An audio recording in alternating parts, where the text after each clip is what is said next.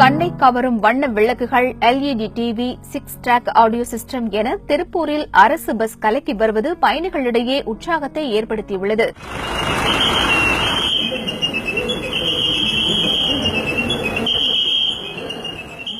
அரசு பஸ் என்றால் குப்பை, திறக்க முடியாத ஜன்னல், கிழிந்த இருக்கைகள் என கற்பனை விரியும்.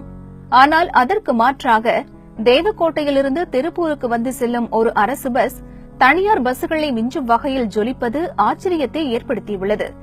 தேவக்கோட்டையிலிருந்து புதுக்கோட்டை, திருச்சி, கரூர் வழியாக திருப்பூருக்கு இயக்கப்படும் இந்த பேருந்தில் 2 LED டிவி, DVD, 8 இடங்களில் ஸ்டீரியோ வூஃபர் பொருத்தப்பட்டு சினிமா திரையிடப்படுவதால் தியேட்டரில் படம் பார்க்கும் அனுபவம் பயணிகளுக்கு ஏற்படுகிறது.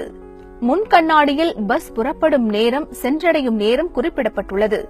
பஸ் சக்கரங்களில் கிளாசிக்கல் வீல் கப், 4 புறமும் அலங்கார வண்ண விளக்குகள் பொருத்தப்பட்டுள்ளன. பஸ் புறப்படும் போது விளக்குகள் அனைத்தும் ஒரே நேரத்தில் ஒளிர்ந்து அனைவரையும் திரும்பி பார்க்க வைக்கிறது. அரசு பஸ் தானே என்று அலட்சியம் காட்டாமல் அக்கறையோடு பஸ்ஸில் இவ்வளவு வசதிகளை செய்து தினமும் பராமரிப்பது வேறு யாருமல்ல, பஸ்ஸில் பணிபுரியும் ஓட்டுநர் மற்றும் நடத்துனர்கள்தான். டிக்கெட் ரொம்ப சிரமப்பட்டு ஏற்றுற மாதிரி இருந்துச்சு. இம்ப்ரூவ்மெண்ட் பண்றது பஸ்ல இம்ப்ரூவ்மெண்ட் என்ன பண்ணலாம்னு வைக்கும்போது சரி வண்டி கொஞ்சம் டெக்கரேஷன் பண்ணி டிவிலாம் வச்சு செட்லாம் வச்சு கொஞ்சம் பண்ணா வசூலாகுமான்னு முயற்சி பண்ணனால நிர்வாகத்துக்கு வசூலாச்சு. 12 ரூபாய்க்கு வந்த வண்டி 18 ரூபாயிலிருந்து 20 ரூபாய்க்கு மேல வண்டி ஓடிக்கிட்டு இருக்கு. இதனால நிர்வாகம் நல்லா இருக்கு, எங்களுக்கு வேலை வாங்குறதுக்கு ஒரு திருப்தி கிடைக்குது. தேவக்கோட்டை கிளையில் இருந்து இயக்கப்படும் இந்த பஸ்ஸின் ஒரு மார்க்கத்தில் தேவக்கோட்டை முருகேசன், மணப்பாறை ரங்கராஜும், மற்றொரு மார்க்கத்தில் தேவக்கோட்டை கண்ணன், சிவகங்கை பாரதிதாசனும் பணிபுரிகின்றனர்.